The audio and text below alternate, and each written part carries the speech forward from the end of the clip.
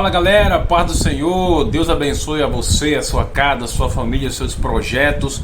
Hoje nós temos mais uma aula linda da nossa lição bíblica aqui da PEC, né? Que a nossa lição hoje é a de número 6 e o assunto é Anjos Caídos, Agentes do Mal. Eu sou o pastor Christian Nunes e eu estou aqui para te ajudar, para que você possa ter um melhor entendimento e compreensão na hora de aplicar a sua aula na sua escola bíblica. Então fica com a gente e vamos iniciar a nossa lição, que está muito legal, está muito envolvente a partir de agora. Então vamos lá, vamos começar. A lição de número 6, o assunto, da nossa lição de hoje é Anjos Caídos, Agentes do Mal. Então a gente vai começar a falar mais uma vez de angelologia, que é uma matéria da teologia sistemática, e a gente vai poder abordar um assunto que é muito importante. Afinal, essa lição de hoje, esse assunto que a gente vai abordar, ele vai bater tanto em angelologia quanto em amartiologia, ou seja, a doutrina acerca do pecado e também a doutrina acerca dos anjos. Então a gente vai abordar e explorar alguns conceitos que são ainda muito duvidosos e questionáveis dentro da teologia e até mesmo dentro das igrejas. Então a gente vai poder ter essa oportunidade de dar um pouco de luz em cima de alguns textos e de algumas afirmações acerca desse assunto que é muito importante. Então vamos lá, o texto áureo se encontra lá em Lucas capítulo 10, o verso é o 20. Diz assim: Alegrai-vos, não porque os espíritos se vos submetem, e sim porque o vosso nome está arrolado nos céus.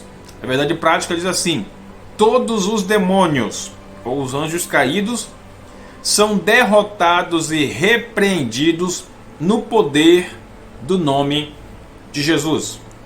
A leitura bíblica em classe está lá em Lucas capítulo 10, do verso 17 até o 20. Então você leia lá junto com a sua turma da escola bíblica. Então vamos lá.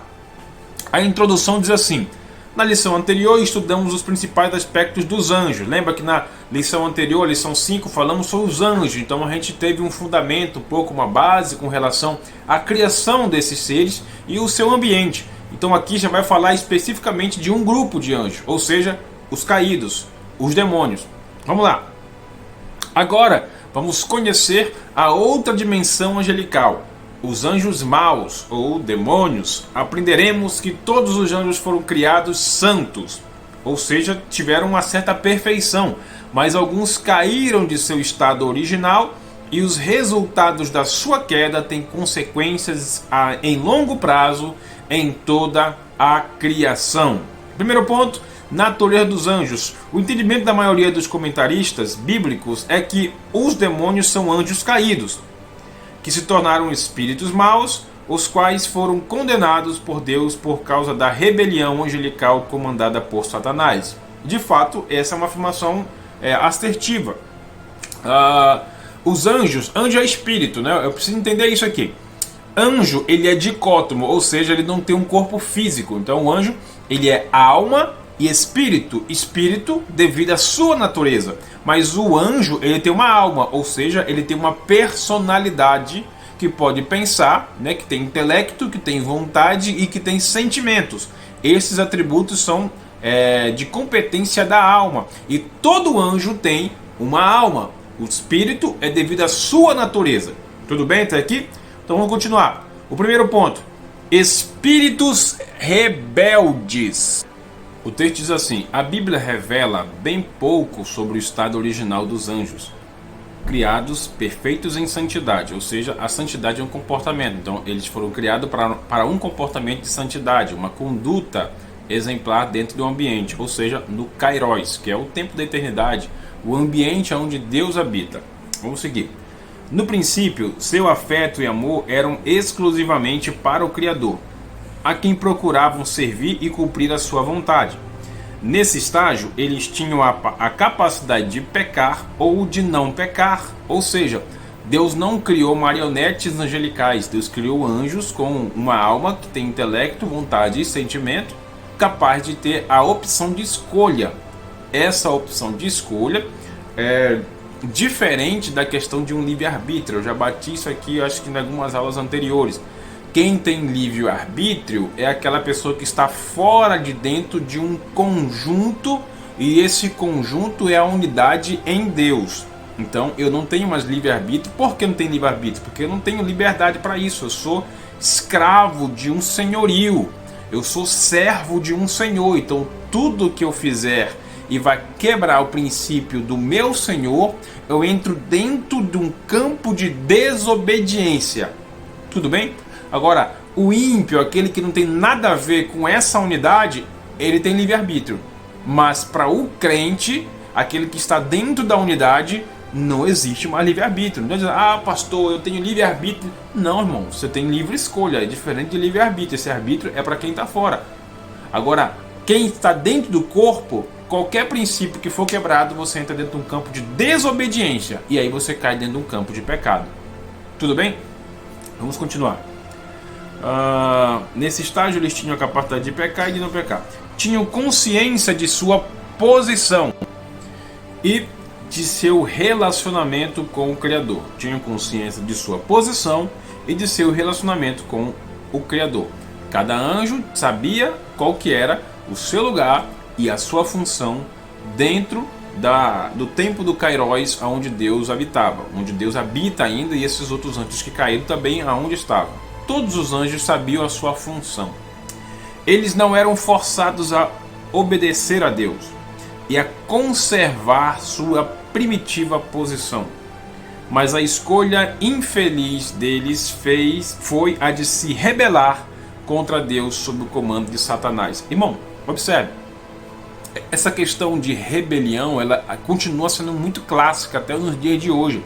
Quando eu penso e lembro de alguém que se levanta contra uma autoridade que foi instituída por Deus, principalmente quando essa autoridade é eclesiástica, não tem como lembrar de outro evento que não seja a rebelião de Lúcifer, ou o ex-luzeiro Beuel Ben-Shahar, o diabo como um todo.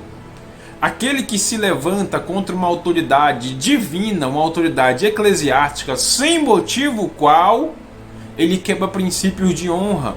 E isso é rebelião. Sabe o que é isso? Isso aí é uma síndrome de Lúcifer. Vou repetir.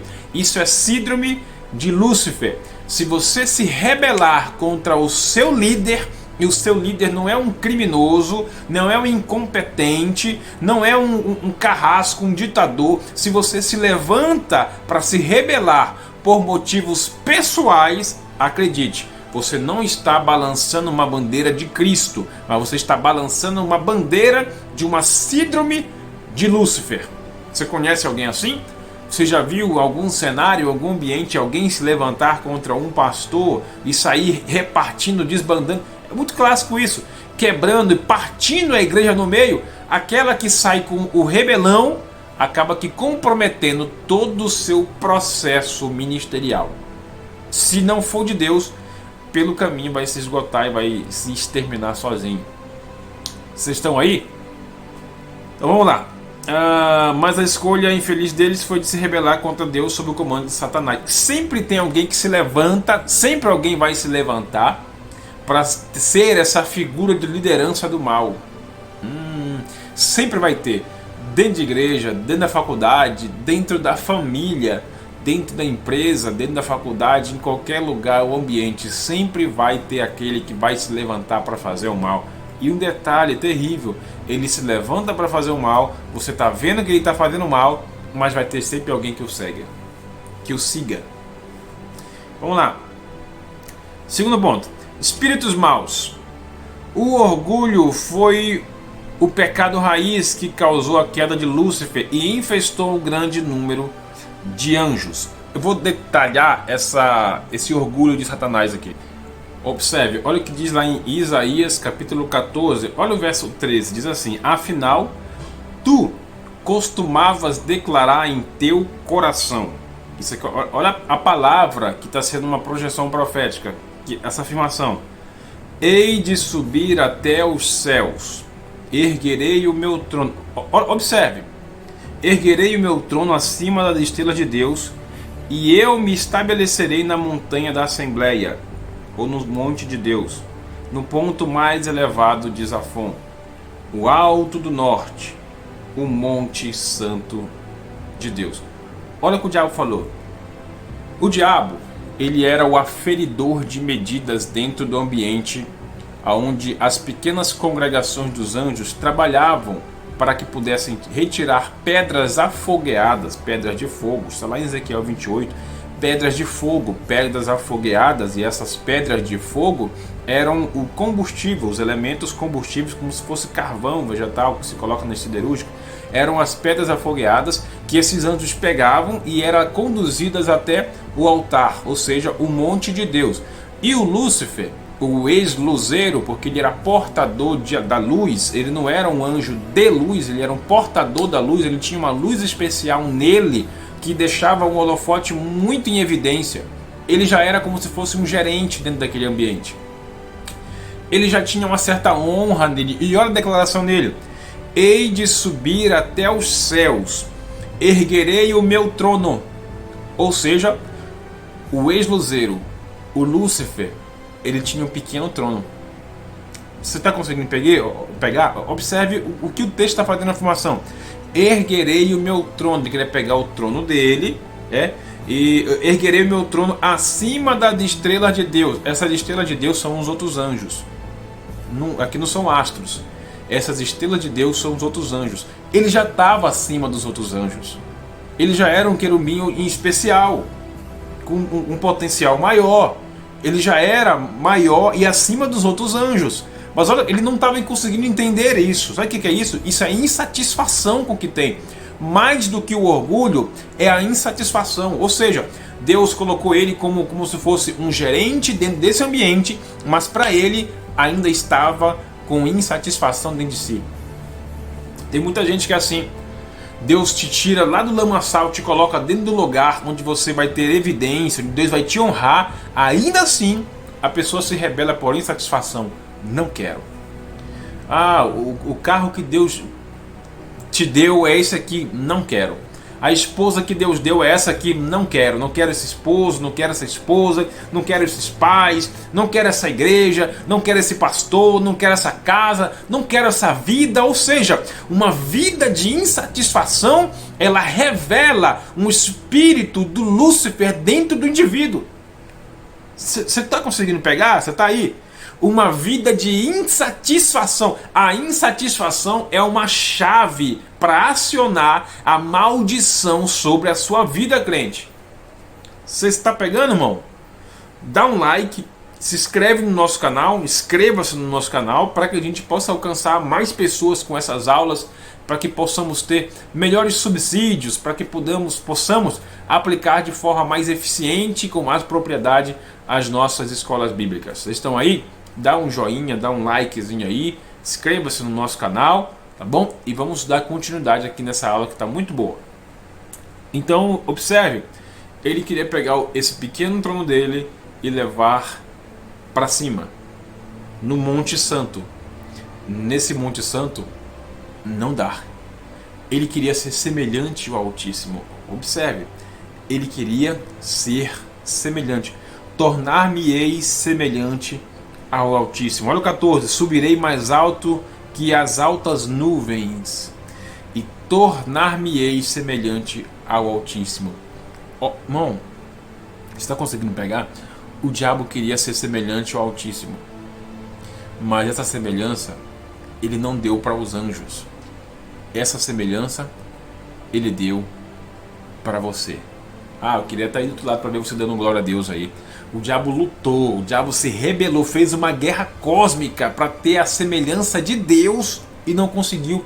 Aí Deus diz assim, eu vou descer lá no jardim e vou fazer naquele manequim a minha semelhança, a minha imagem, com intelecto, com vontade, com sentimento, mas mais do que isso, com o espírito que eu mesmo vou soprar.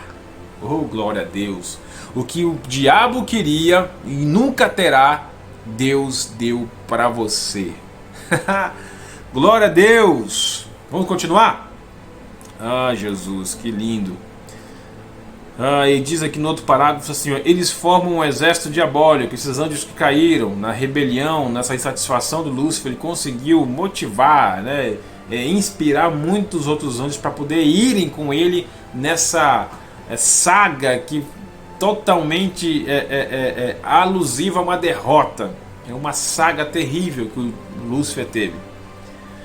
Eles são exemplos do perigo de rejeitar a Deus ou de negligenciar a sua graça. O propósito maléfico deles nunca mudou.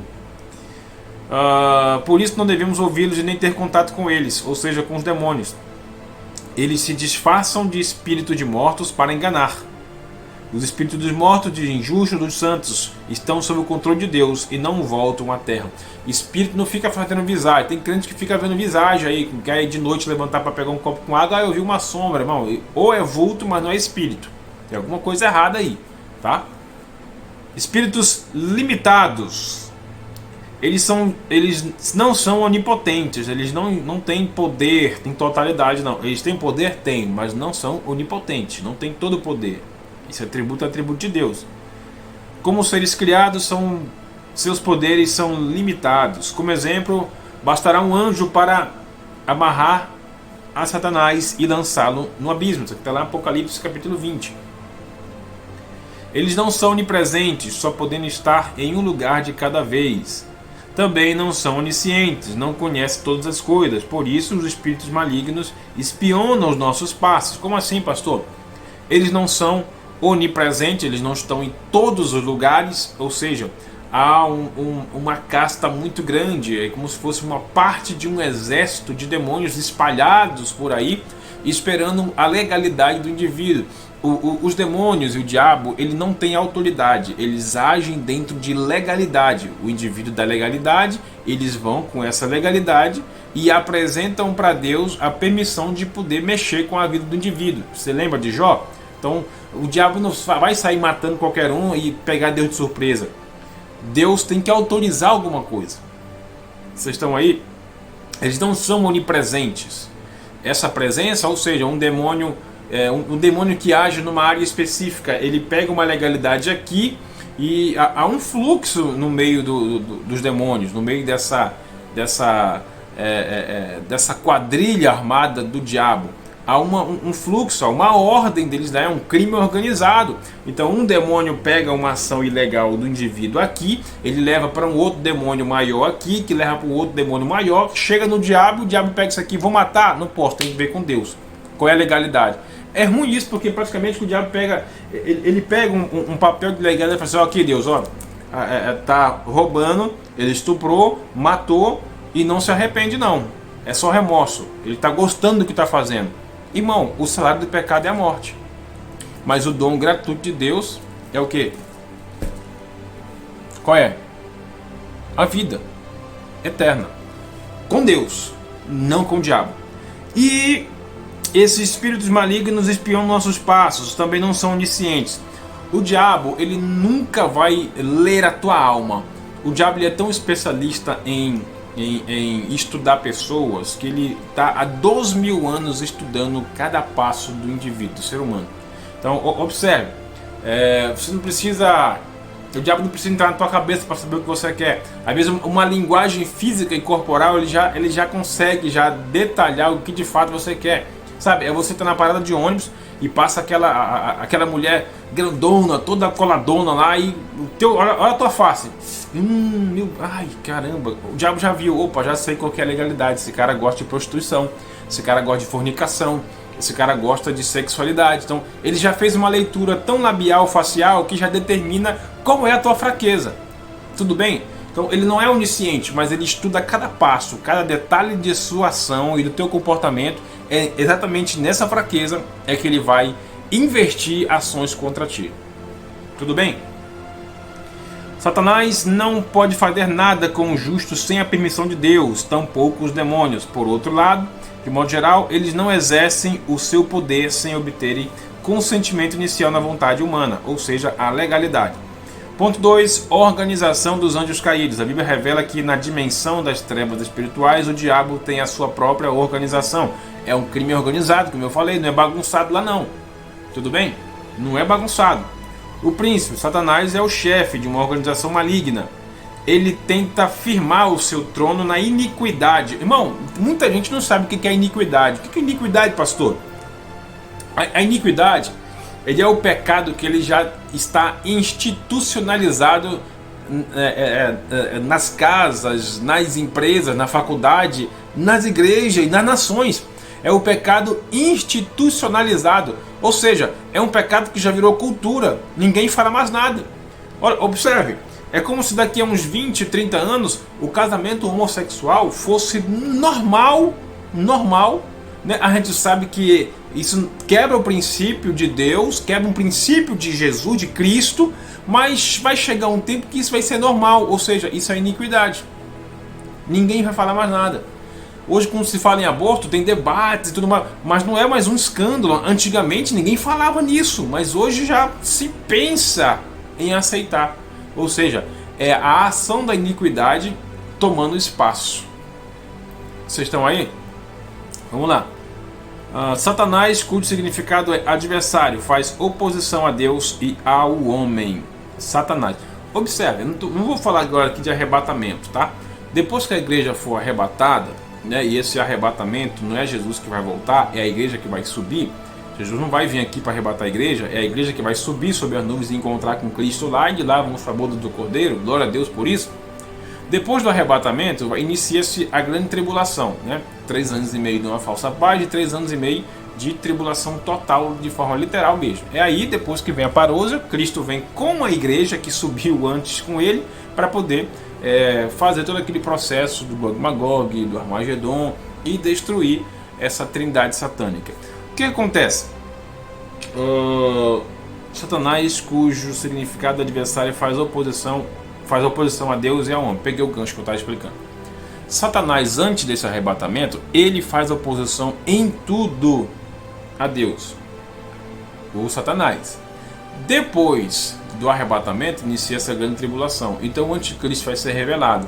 Então aquela ação que era somente do Satanás, que fazia os seus demônios, do diabo e seus demônios, de se opor a Deus, agora o anticristo vai fazer oposição em tudo. Ou seja, ele vai se opor à família, ele vai se opor à questão de ministério, de igreja. Isso vai ser proibido. O Daniel diz isso, que ele vai se opor à questão de dízimos e ofertas. Ou seja, olha o espírito do anticristo aplicando o seu plano maligno dentro da grande tribulação. O anticristo ainda não foi revelado nos dias de hoje, mas o espírito dele já atua. Então, quando a gente observa casamento de pessoas do mesmo sexo, pessoas fazendo campanha pró-aborto, pessoas querendo destruir a igreja, pessoas fazendo carnaval com a imagem de Cristo sendo arrastado. O que é isso? É anticristo? Não, não é o anticristo, é o espírito do anticristo que está operando na vida de pessoas. Ah, pastor, eu sou contra o dízimo, sou contra a oferta, isso aí para mim eu estou só enriquecendo o pastor. Exatamente, é isso aí, é o espírito do anticristo agindo na vida do indivíduo que consegue declarar um absurdo desse. Então ele não é o anticristo, ele só está balançando a bandeira do anticristo naquele momento. Você conseguiu entender? Então, antes da grande tribulação, o diabo está agindo em oposição. Depois da grande tribulação, além do diabo, o falso profeta, o anticristo, o Leviatã, todos vão agir em oposição àquilo que é de Deus. Tudo bem? Ponto B, o diabo significa caluniador. Terceiro, tentador, pai da mentira, príncipe desse mundo. Visto que o diabo é limitado, não sendo onipotente, nem onisciente, nem presente, por isso mesmo emprega diferentes meios em oposição a Deus. Como é óbvio, ele não pode atacar a Deus diretamente, mas ataca os homens, a coroa da criação. Porque Deus te ama, porque Deus tem ciúme de você, irmão. Não é um ciúme emocional. Deus tem um ciúme porque Ele sabe, você saiu de Deus. Jeremias diz que antes que tivesse sido gerado no ventre da sua mãe, eu já te conhecia, ou seja, você saiu de Deus. É por isso que nós não vamos para o céu, nós vamos voltar para o céu. Vocês estão aí? Lá é a nossa casa, lá é a nossa nação, nós pertencemos a um reino, e para que eu possa ter a percepção desse reino, eu preciso reativar a minha identidade de cidadão do céu, irmão. Você não é cidadão da terra, nós somos extraterrestres aqui, só estamos aqui de passagem, somos extraterrestres, não somos daqui, só estamos. É diferente, existe um confronto, uma diferença e um abismo de distância entre ser e estar. Nós só estamos, mas não somos daqui. Você pode só estar desempregado, você não é um desempregado. Você pode estar chorando, mas você não é uma pessoa melindrosa que vai viver chorando. Você é muito mais do que isso. Você é cidadão dos céus. Louvado seja o nome do Senhor. Amém? Glória a Deus. Segundo ponto é nível de liderança. Evidência bíblica indica que alguns níveis de liderança no reino das trevas. Uma organização de acordo com uma hierarquia sobre a base de níveis de autoridade. Principados, potestades, dominadores e forças espirituais. Então estão aqui as hortes malignas que agem no mundo das trevas, ou seja, até mesmo nas regiões celestes, ou seja, fora da terra. Fora da terra, o espaço em si são as regiões celestes. A Nova Jerusalém, que João viu descendo, ela vai ficar flutuando naquele ambiente ali, em cima da terra. Vocês estão aí? Aonde as hostes malignas habitam, e de forma ilegal, ou seja, o diabo e os seus anjos, eles são igual sem terra, eles não têm teto, não tem lugar para morar, então eles só agem de forma ilegal na vida das pessoas. Um espírito maligno, que ele não tem um corpo, ele não pode nem pisar no chão, porque esse mundo é um mundo habitável para os homens pisar, porque tem uma matéria física. Vocês estão aí? Então não é para demônios isso aqui, isso é para pessoas. Infelizmente tem pessoas que acabam sendo acometidas pela possessão maligna, aí sim o diabo vai fazer e aplicar ações malignas na vida do indivíduo, na vida de pessoas, pelo fato de uma possessão maligna. Tudo bem? O diabo, ele não... uma vez perguntaram isso aqui na escola. Os demônios, ele não toma possessão de animais, porque não tem racionalidade, toma possessão de pessoas. E diferente do que muita gente acha que possessão é só mesmo aquelas manifestações de gente gritando com os braços tortos, com a mão assim. Irmão, isso aí é um tipo de possessão. Tem pessoas que estão possessas, que saem de manhã de carro, dá um beijo na mulher, sai para o trabalho, pega o carro, vai dirigindo, bate o cartão, sai do trabalho, almoça, vem para casa de volta, pega uma arma, dá um tiro na cabeça, mata a mulher e os filhos e depois se mata. Fiz a ordem errada aí, né? Mata a esposa, mata os filhos e depois se mata. Por quê? Estava possesso. Vocês estão aí? Só que a gente acaba aqui trazendo uma forma cultural que a possessão é só aquela manifestação doida lá. Não é somente isso não, irmão. Às vezes você pode estar passado do lado de uma pessoa possessa e Deus te livrou de algo que poderia acontecer ali. Vocês estão aí? Principados, potestades, dominadores. Principados são os níveis mais altos da autoridade maligna. Potestades são espíritos atuantes em níveis intermediários no comando de estados e cidades. Dominadores exercem missões especiais, como famílias e pessoas estratégicas na visão maligna. Olha só, tem gente que vive sob opressão de dominadores. Forças espirituais, espíritos mais inferiores, os quais agem nas opressões e possessões de pessoas, além de induzirem pessoas ao pecado e à prática do mal. Sabe aquele pica-pauzinho que fica assim, faz o mal, e vem um anjinho falando, não faz isso não. No mundo espiritual isso acontece. Só que quem não tem uma vida de espírito não consegue discernir e entender as coisas de espírito. Só consigo entender as coisas da carne. Só o que eu vejo, só o que eu consigo enxergar, o que eu vejo. Ou seja, eu não consigo viver pela fé. Eu viso pelo olhar, mas eu deveria viver pela fé, não pelo que eu vejo. Vocês estão aí? Terceiro ponto, atividades. Todas as ações e atividades dos demônios são malignas. O demônio nunca vai fazer nada que preste. Não adianta ter alguém aí. A minha tia velhinha lá falou que o demônio tal, ele é um anjo que caiu, mas está triste, quer ajudar as pessoas. Mentira. Nenhum anjo um anjo caído, ou seja, um demônio, vai fazer nenhum serviço para o bem. É só para o mal. Pode até parecer uma proposta agradável, mas acredite, daqui a pouco ele vai cobrar isso aí e caro. Ponto A, ele se opõe a Deus, seu povo e o programa divino. Ponto B, procuram separar o povo santo de Deus. Aflige as pessoas com enfermidades físicas e com perturbações mentais. Você lembra, Jesus curou pessoas que estavam com enfermidades físicas e até mesmo com enfermidades devido a ações malignas. Propagam doutrinas falsas, oprimem e possuem pessoas e até mesmo animais.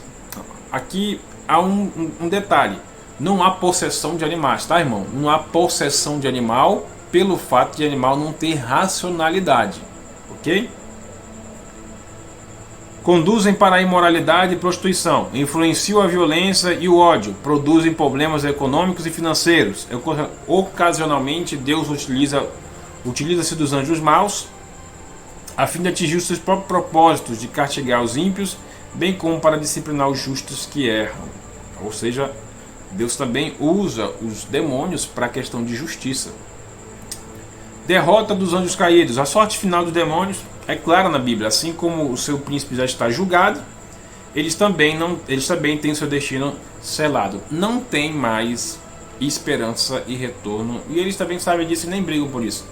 De Satanás com seus anjos ter o perdão de Deus. Por quê, pastor? Deus é tão bom que ele não perdoa esses caras.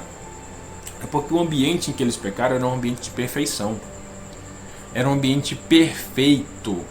Olha só a diferença do nosso ambiente para poder alcançar a graça. E Deus nos dá graça, porque o nosso ambiente é um ambiente mais vulnerável. O demônio está o tempo todo em cima da gente. Lá não tinha ninguém em cima deles. Eles estavam com o trono de Deus bem pertinho para poder enxergar. A graça e a glória de Deus estava lá, próximo e junto deles. Então era um ambiente de perfeição. Nós, depois do pecado, não estamos mais no ambiente de perfeição. Tudo bem?